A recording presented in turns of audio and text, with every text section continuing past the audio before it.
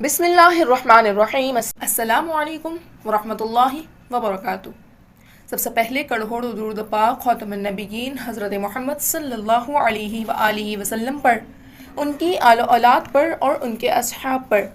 اللہ پاک مغفرت فرمائے میری، آپ کی اور تمام دنیا کے مسلمانوں کی، اور ان مسلمانوں کی جو ایمان کی حالت میں اس دنیا سے رخصت ہو چکے ہیں۔ ام المؤمنین حضرت عائشہ صدیقہ رضی اللہ عنہا۔ آپ کا نام عائشہ، کنیت ام عبداللہ، حمیرہ اور صدیقہ تھی۔ آپ رضی اللہ عنہا کی والدہ ماجدہ ام رمان مشہور سردار عامر عویم کی اکلوتی دختر تھیں۔ ان کے والد حضرت ابوبکر صدیق رضی اللہ تعالی عنہ کا سلسلہ نسب چھٹی پشت میں رسول اللہ صلی اللہ علیہ وآلہ وسلم سے مل جاتا ہے۔ حضرت عائشہ صدیقہ رضی اللہ عنہا کی عمر کے بارے میں تاریخ میں کئی روایات نظر آتی ہیں۔ ابن حشام نے عروہ بن مسعود کے حوالے سے روایت بیان کی ہے کہ حضرت عائشہ صدیقہ رضی اللہ عنہا حضور اکرم صلی اللہ علیہ وآلہ وسلم سے نکاح کے وقت 6 سال کی اور رخصتی کے وقت 9 سال کی تھی، لیکن باقی مؤرخین اور ارباب سیر اس بات سے متفق نہیں اور اس روایات کو ضعیف قرار دیتے ہوئے اہم واقعات کا حوالہ دے کر ثابت کرتے ہیں کہ حضرت عائشہ صدیقہ رضی اللہ عنہا کی عمر حضور اکرم صلی اللہ علیہ وآلہ وسلم سے نکاح کے وقت 17 برس اور رخصتی کے وقت 19 برس تھی۔ ان کی ہوش مندی کا زمانہ وہ تھا جب ان کا پورا گھرانہ مسلمان ہو چکا تھا، اس لحاظ سے ان کا کوئی لمحہ بھی حالت کفر میں نہیں گزرا۔ ان میں بچپن سے ہی دانش مندی اور فراست اس درجے تک تھی کہ ہر فرد کو متوجہ کر لیتی تھی۔ علم و ذہانت میں اپنے تمام بہن بھائیوں پر سبقت لے گئی تھیں۔ اس زمانے میں عربوں میں چند غلط باتیں دستور بن گئی تھیں۔ پہلی بات یہ کہ منہ بولے بھائی کی بیٹی مثل بھتیجے کے ہوتی تھی اور اس سے شادی کرنا جائز نہیں تھا، مگر جب اللہ تعالیٰ نے بذریعہ وحی رشتوں کا تعین کیا اور جائز و ناجائز رشتوں کی وضاحت کی تو ان لوگوں کو اندازہ ہوا کہ متمنہ اور منہ بولے رشتوں کی کوئی اہمیت نہیں ہے۔ اس موقع کے لیے بعض احادیث سے ثابت ہوتا ہے کہ حضرت عائشہ صدیقہ رضی اللہ عنہا سے نکاح کرنے کا حکم حضور اکرم صلی اللہ علیہ وآلہ وسلم کو اللہ تعالیٰ کی جانب سے ملا تھا، لہٰذا اللہ کے نبی نے اپنے دوست کو یہ پیغام دیا، جسے سن کر حضرت ابوبکر صدیق رضی اللہ عنہ عرب میں رائج اس کہنے رسم کی وجہ سے چونک گئے اور عرض کیا، یا رسول اللہ صلی اللہ علیہ وآلہ وسلم، کیا یہ جائز ہے؟ عائشہ آپ کی بھتیجی ہیں۔ اس وقت حضور اکرم صلی اللہ علیہ وآلہ وسلم نے فرمایا، ہم صرف دینی بھائی ہیں۔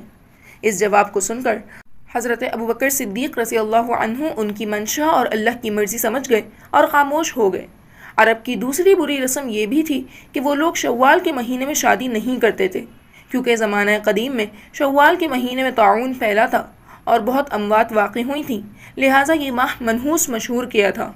ایسے میں حضور اکرم صلی اللہ علیہ وآلہ وسلم نے اپنی اور حضرت عائشہ صدیقہ رضی اللہ عنہا کی شادی کے لیے اسی ماہ کو منتخب فرمایا اور 500 درہم پر نبوت کے 10ویں سال ہجرت سے قبل یہ نکاح ہوا، اور 3 برس کے بعد اسی مبارک مہینے میں نبوت کے 13ویں اور ہجرت کے پہلے سال رخصتی عمل میں آئی۔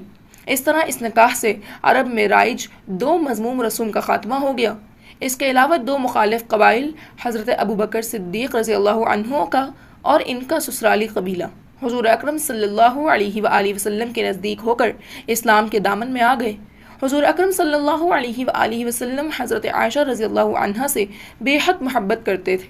وہ اپنی عادات و اطوار کے سبب سب بیویوں میں افضل تھیں، لیکن اس کے معنی یہ نہ تھے کہ اللہ کے آخری نبی انہیں باقی ازدواج پر ترجیح دیتے تھے۔ آپ صلی اللہ علیہ وآلہ وسلم کی چاہت کے تاریخ میں لاتعداد واقعات ملتے ہیں۔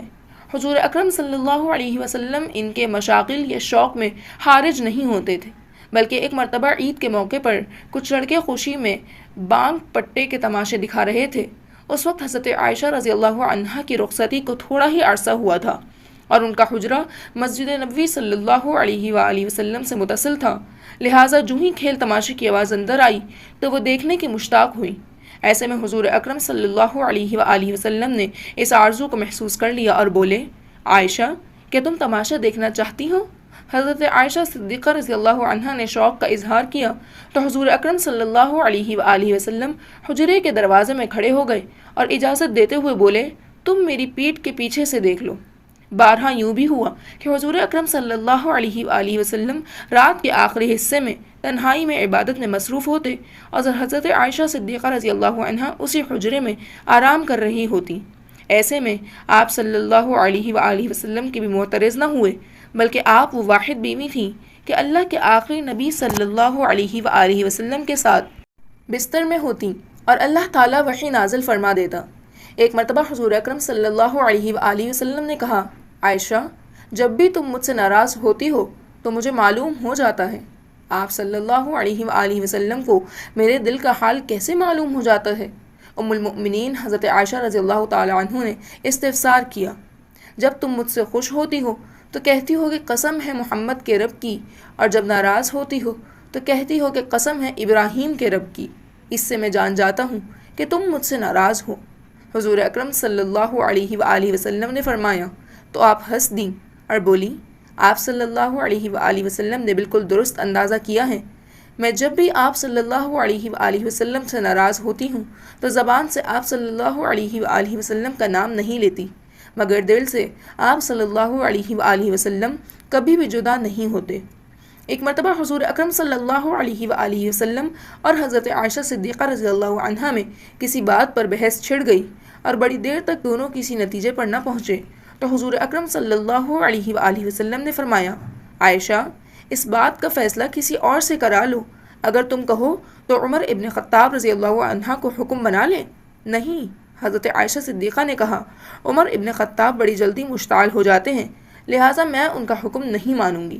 تو پھر اس معاملے کا فیصلہ ابو بکر رضی اللہ تعالیٰ عنہ سے کرا لیتے ہیں۔ حضور اکرم صلی اللہ علیہ وآلہ وسلم نے ارشاد فرمایا تو حضرت عائشہ صدیقہ رضی اللہ عنہ نے مان لیا اور اسی وقت حضرت ابو بکر صدیق رضی اللہ عنہ کو بلایا۔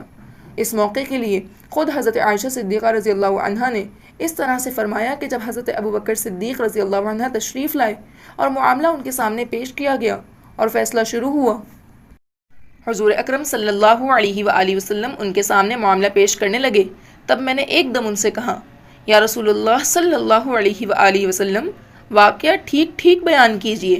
یہ سن کر حضور اکرم صلی اللہ علیہ وآلہ وسلم تو مسکرا دیے، مگر میرے والد مشتعل ہو گئے۔ انہیں میرا انداز ثقافت اور نبی صلی اللہ علیہ وآلہ وسلم کی شان میں گستاخی گرہ گزری اور کھینچ کر میرے منہ پر چانٹا رسید کر دیا۔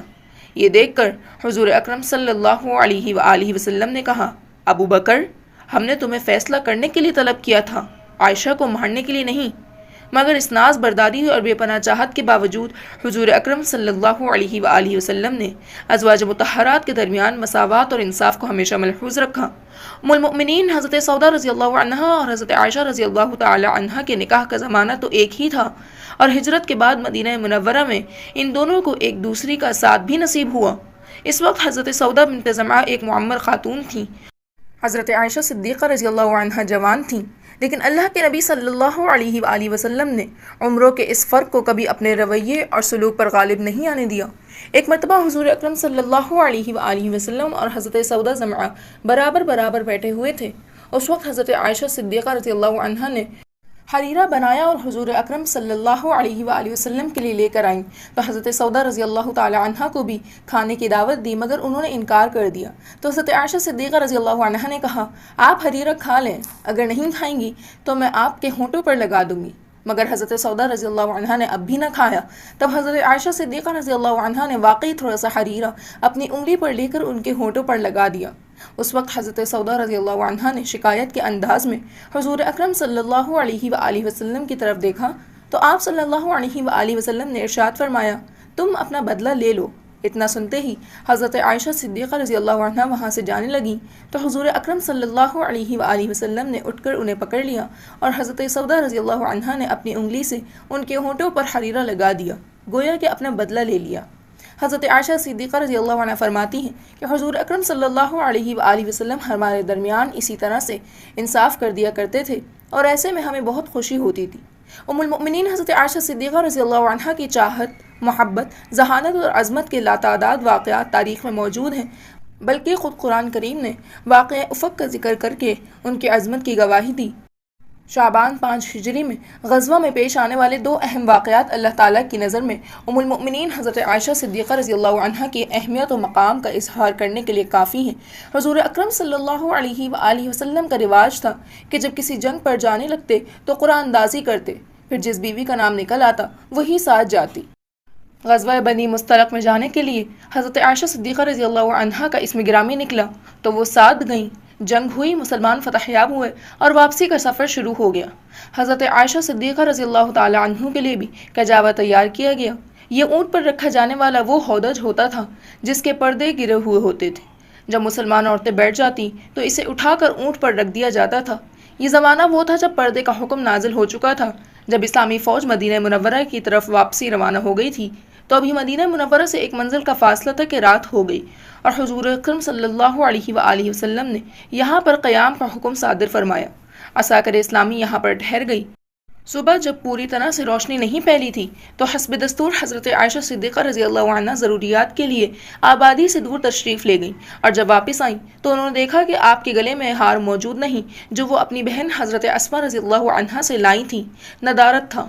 اس وقت انہیں ہار سے زیادہ اس بات کا قلق تھا کہ وہ ان کا نہیں تھا، کسی کی شے گم ہو جانے کا ملال تھا، اور پھر ہار بھی 12 درہم کا بہت خوبصورت، لہٰذا وہ اسی وقت واپس پلٹیں اور ان راستوں پر ہار دیکھنے لگی جدھر جدھر سے وہ گزری تھی، اور اسی عرصے میں ادھر قافلہ روانہ ہو گیا۔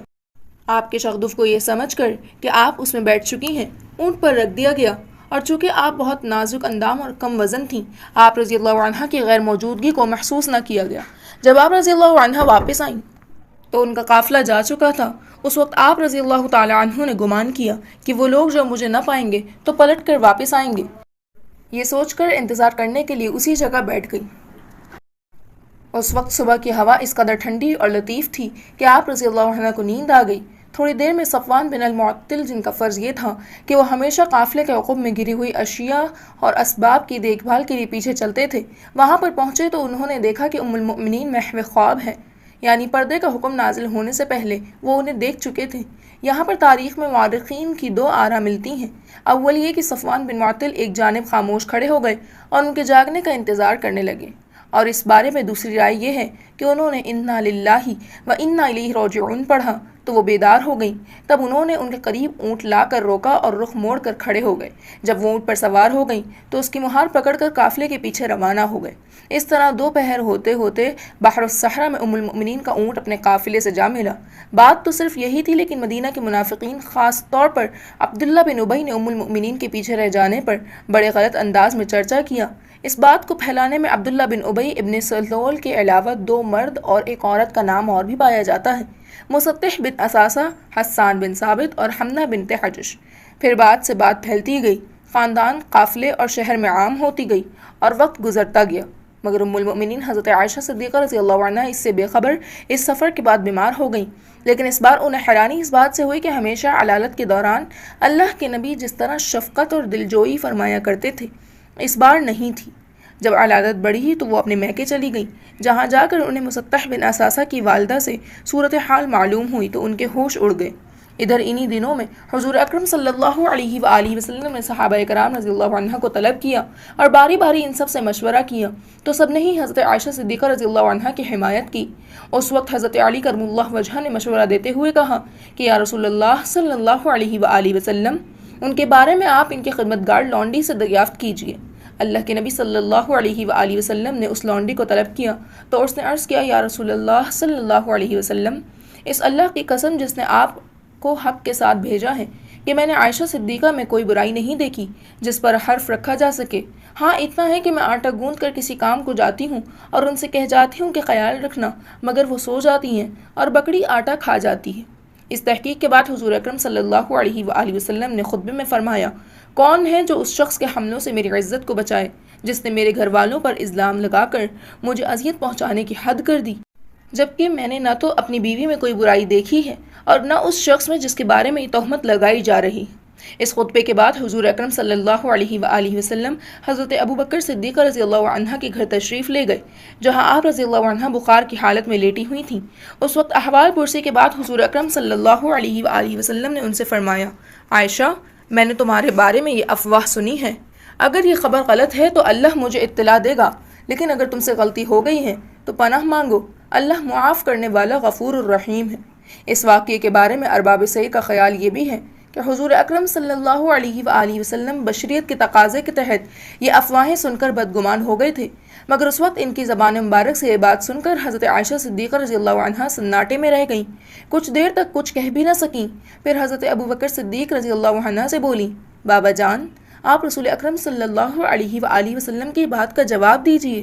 یہ سن کر وہ بولے، بیٹی، میری سمجھ میں کچھ نہیں آتا کہ کیا کہوں۔ پھر حضرت عائشہ صدیقہ نے اپنی والدہ ام رمان کو دیکھا اور بولی، اماں جان، آپ رسول اکرم صلی اللہ علیہ وآلہ وسلم کی بات کا جواب دیجیے۔ انہوں نے کہا، بیٹی، میں حیران ہوں کہ کیا کہوں۔ یہ سننے کے بعد حضرت عائشہ صدیقہ رضی اللہ عنہا نے خود جواب دیا اور کہا، آپ سب کے کان میں ایک بات پڑ گئی ہے اور دلوں میں بیٹھ چکی ہے۔ اب اگر میں کہوں کہ میں بے گناہ ہوں اور اللہ جانتا ہے کہ میں بے گناہ ہوں تو آپ لوگ نہیں مانیں گے، اور اگر میں خواہ مخواہ ایسی بات کا اعتراف کر لوں جو میں نے نہیں کی اور اللہ جانتا ہے کہ میں نے نہیں کی تو آپ لوگ مان لیں گے، تو ایسی حالت میں یہی کہتی ہوں، فَصَبْرٌ جَمِيلٌ وَاللَّهُ الْمُسْتَعَانُ عَلَى مَا تَصِفُونَ۔ یہ کہہ کر آپ لیٹ گئیں اور اسی وقت حضور اکرم صلی اللہ علیہ وآلہ وسلم پر وحی کے آثار بیدار ہوئے۔ اس وقت ارشاد ربانی ہوا، جو لوگ بہتان گڑھ لائے ہیں وہ تمہارے ہی اندر کا ایک ٹولہ ہیں۔ اس واقعے کو اے نبی صلی اللہ علیہ وآلہ وسلم آپ اپنے حق میں شر نہ سمجھیے، بلکہ یہ آپ کے لیے خیر ہی خیر ہے کہ جس نے اس میں جس قدر حصہ لیا اس نے اتنا ہی گناہ سمیٹا، اور جس شخص نے اس بہتان کی ذمہ داری کا بڑا حصہ اپنے سر لیا اس کے لیے تو عذاب عظیم ہے۔ اور جب آپ نے یہ بات سنی تو کیوں نہ مومن مرد اور مومن عورتوں نے اپنے آپ سے نیک گمان کیا اور کیوں نہ کہہ دیا کہ یہ صریحاً بہتان ہے۔ پھر یہ لوگ بہتان باندھنے والے جو ہیں اپنے الزام کے ثبوت میں 4 گواہ کیوں نہ لائے، اور اب جب کہ وہ گواہ نہ لائے تو وہ اللہ کے نزدیک جھوٹے ہیں۔ ان آیات نے حضرت عائشہ رضی اللہ عنہا کو ہر الزام سے بری کر دیا اور قیامت تک ان کے عفت اور عصمت کی شہادت دیں گی۔ اس وقت انہوں نے اور ان کے والدین نے بڑی خوشی محسوس کی۔ حضرت ابوبکر صدیق رضی اللہ عنہ نے عائشہ رضی اللہ عنہا سے کہا، عائشہ، اٹھو اور رسول اکرم صلی اللہ علیہ وآلہ وسلم کا شکریہ ادا کرو۔ یہ سن کر حضرت عائشہ رضی اللہ عنہا نے جو جواب دیا وہ ان کی وحدانیت پرستی کی گواہی دینے کے لیے کافی ہے۔ انہوں نے کہا کہ میں رسول اکرم صلی اللہ علیہ وآلہ وسلم کا شکریہ کیوں ادا کروں؟ میں تو اس اللہ کا شکر ادا کروں گی کہ جس نے میری حمایت اور بریت کی ہے۔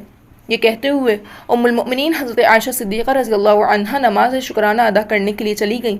یہی واقعہ افک کہلاتا ہے۔ افک کہتے ہیں بہتان باندھنے کو، اور اسی غزوہ میں انہی کی وجہ سے مسلمانوں کو تیمم یعنی مٹی سے وضو کرنے کا حکم نازل ہوا تھا، کیونکہ جب حضور اکرم صلی اللہ علیہ وآلہ وسلم کو ان کے ہار گم ہو جانے کے بابت علم ہوا تو انہوں نے صحابہ کرام رضی اللہ عنہ کی ایک جماعت کو وہ ہار تلاش کرنے کے لیے روانہ کیا۔ یہ لوگ اسے تلاش کر رہے تھے کہ نماز کا وقت ہو گیا۔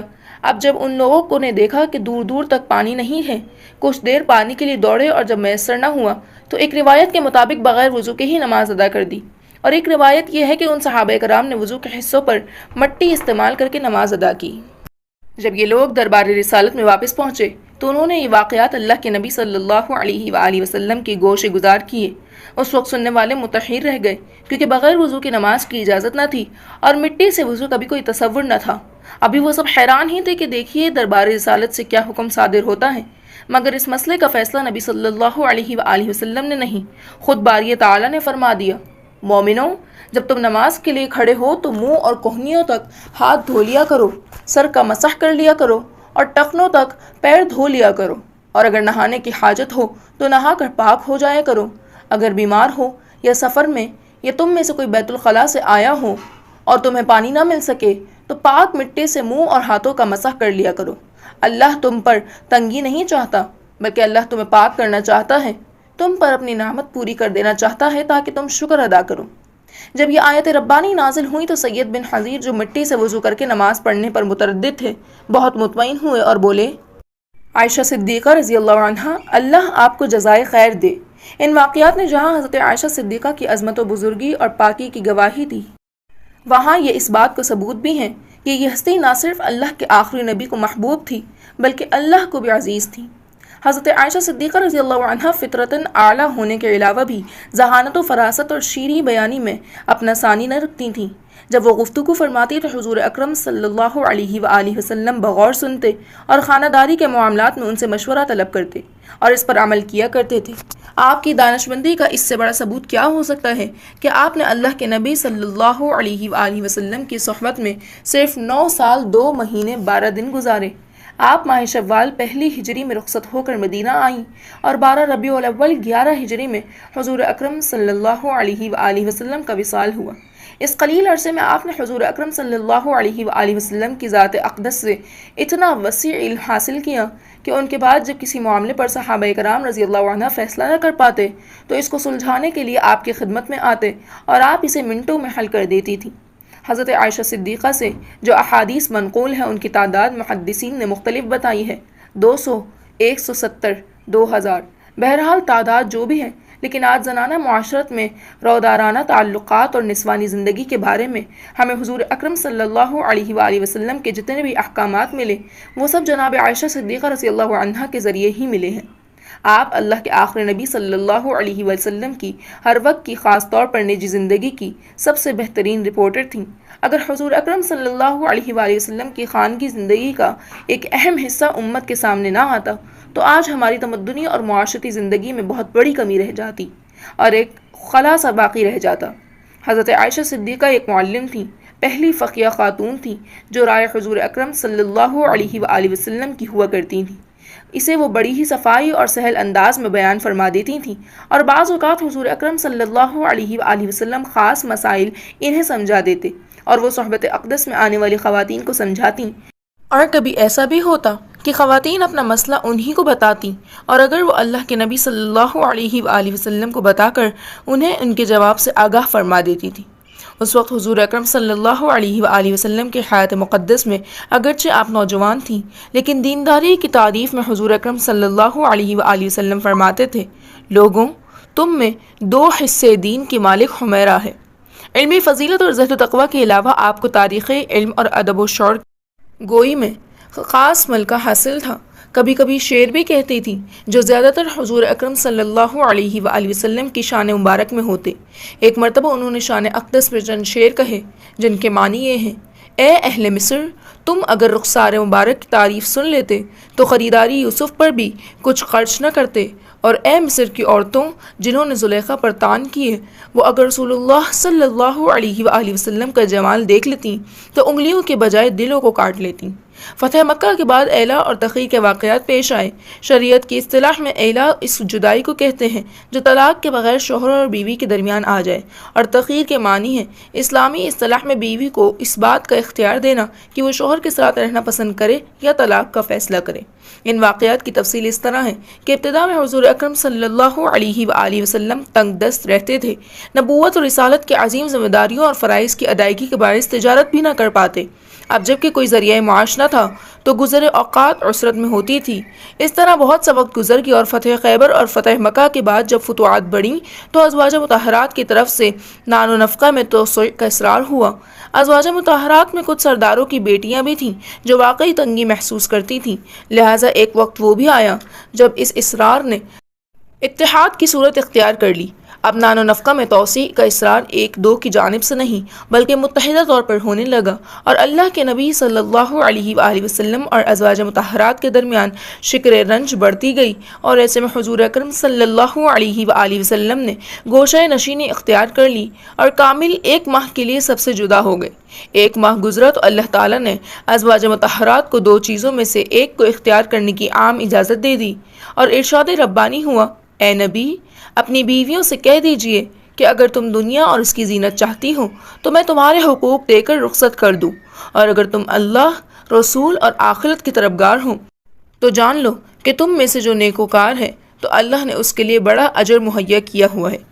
ان آیات کے نزول کے بعد حضور اکرم صلی اللہ علیہ وآلہ وسلم نے ازواج مطہرات کو اس حکم ربانی سے آگاہ فرمایا اور اپنے والدین سے مشورہ کر کے فیصلہ کرنے کی اجازت دی۔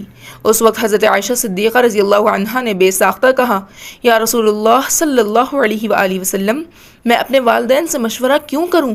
مجھے تو اللہ کا رسول اور آخرت میں نجات چاہیے، اور کچھ نہیں۔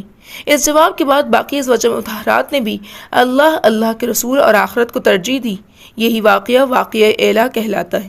حضرت عائشہ صدیقہ رضی اللہ عنہا حد درجہ سخی تھیں۔ 70 ہزار درہم آپ کے پاس اس وقت اور اس حالت میں آئے کہ جب آپ کے لباس میں کئی پیوند ہوتے، مگر آپ اس دولت کو خیرات کر دیتی تھیں۔ ایک مرتبہ حضرت عبداللہ بن زبیر نے 1,00,000 درہم بھیجے۔ اس وقت آپ روزے کی حالت میں تھیں۔ یہ تمام رقم خیرات کر دی۔ جب افطار کا وقت آیا تو گھر میں صرف روٹی تھی۔ خدمتگار لونڈی نے عرض کیا، ام المؤمنین، آپ نے سالن کے لیے 2 درہم بھی نہ رکھے؟ اس وقت ام المؤمنین حضرت عائشہ صدیقہ نے کہا، تو نے مجھے یاد دلا دیا ہوتا تو میں 2 درہم رکھ لیتی۔ حضرت عائشہ صدیقہ کی دریا دلی کی سب سے بڑی مثال یہ ہے کہ جب حضرت عمر فاروق رضی اللہ عنہ کو شہید کیا گیا اور انہیں زندگی کی کوئی امید باقی نہ رہی تو انہوں نے اپنے فرزند عبداللہ بن عمر کو طلب کر کے کہا، ام المؤمنین عائشہ صدیقہ سے جا کر میرا سلام کہنا اور عرض کرنا کہ عمر بن خطاب کو اپنے شوہر رسول اللہ صلی اللہ علیہ وآلہ وسلم کے قدموں میں اور اپنے والد صدیق اکبر کے پہلو میں دفن کرنے کی اجازت دے دیں، اور یہ بھی کہنا کہ یہ صرف ایک گزارش ہے، اگر وہ منظور فرما لیں تو عمر کی خوش نصیبی ہے، اور اگر وہ منظور نہ کریں تو تم مجھے مسلمانوں کے قبرستان میں ہی دفن کر دینا۔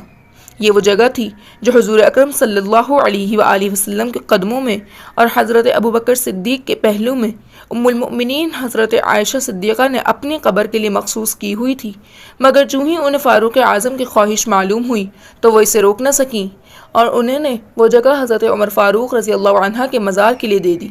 خواتین کی زندگی میں ایثار کی اس سے سب سے بڑی مثال شاید کوئی ملے۔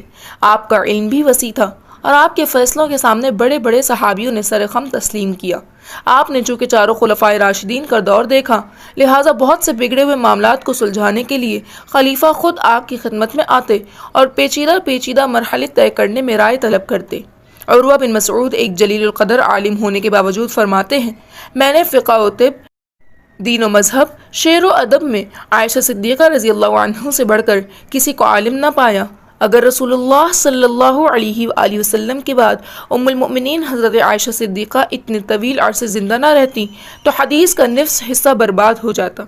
سخاوت و علمیت و شجاعت کی طرح ام المؤمنین حضرت عائشہ صدیقہ میں خدمت خلق کا جذبہ بھی بدرجہ اتب موجود تھا۔ حضرت انس سے روایت ہے کہ جنگ احد کے موقع پر میں نے حضرت عائشہ صدیقہ رضی اللہ عنہا کو دیکھا کہ وہ اپنی پیٹھ پر مشکیزہ رکھے ہوئے پیاسوں کو پانی پلا رہی تھی۔ تمام مورخین اس بات پر متفق ہیں کہ حضرت عائشہ صدیقہ رضی اللہ عنہا کے تعلقات حضور اکرم صلی اللہ علیہ وآلہ وسلم کی اولاد سے ہمیشہ مشفقانہ اور مہربانہ رہے۔ حضرت علی کرم اللہ وجہہ، حضرت فاطمہ رضی اللہ عنہا اور ان کی اولاد سے انہیں بہت لگاؤ رہا، اور حضرت عثمان غنی رضی اللہ عنہ کا قصاص لینے کے لیے تیار ہونا اسی بات کی دلیل ہے۔ اور پھر ایک مرتبہ حضرت امیر معاویہ رضی اللہ عنہ نے حضرت حسن رضی اللہ عنہ کے بارے میں کوئی نازیبہ بات کہہ دی تو حضرت عائشہ صدیقہ رضی اللہ عنہ بہت برہم ہوئی اور حضرت امیر معاویہ کو طلب کر کے فرمایا، معاویہ بن ابو سفیان، سنا ہے تم نبی برحق کے نواسے کے ساتھ گستاخانہ پیش آئے ہو، کیا تم نہیں جانتے کہ میں ابھی زندہ ہوں؟ ان کی زندگی میں کچھ واقعات ایسے بھی پیش آئے جن سے وہ خود بھی بہت متاثر ہوئیں۔ ان میں واقعہ افق اور جنگ جمل کے واقعات ہیں۔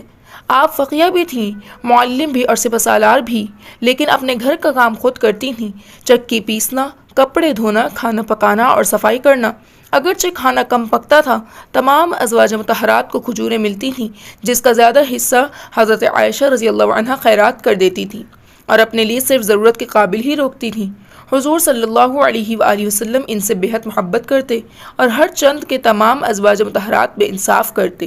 اس کے باوجود ایک مرتبہ خود انہوں نے اللہ تعالیٰ سے دعا کی، اے اللہ، جہاں تک میرے اختیار میں ہے میں سب سے انصاف کرتا ہوں، مگر عائشہ رضی اللہ عنہا کے معاملے میں مجھے معاف کر دینا۔ حضور اکرم صلی اللہ علیہ وآلہ وسلم نے اپنے آخری ایام بھی حضرت عائشہ صدیقہ کے حجرے میں گزارے۔ اس بیماری میں تمام ازواج مطہرات سے اجازت لے کر وہاں آ گئے تھے، جہاں شب و روز انہیں کے ساتھ گزارے۔ وصال کے وقت اللہ کے آخری نبی کا سر حضرت عائشہ صدیقہ رضی اللہ عنہا کے سینے پر ہی تھا، کیونکہ وہ انہیں سہارا دیے پشت کی جانب بیٹھی ہوئی تھیں۔ حضور صلی اللہ علیہ وآلہ وسلم وفات کے بعد اسی حجرے میں دفن کیے گئے۔ اس کے بعد بھی ام المؤمنین حضرت عائشہ صدیقہ رضی اللہ عنہا اپنا تمام وقت اسی حجرے میں گزارتی جو حضور اکرم صلی اللہ علیہ وآلہ وسلم کا روضہ مبارک بن چکا تھا۔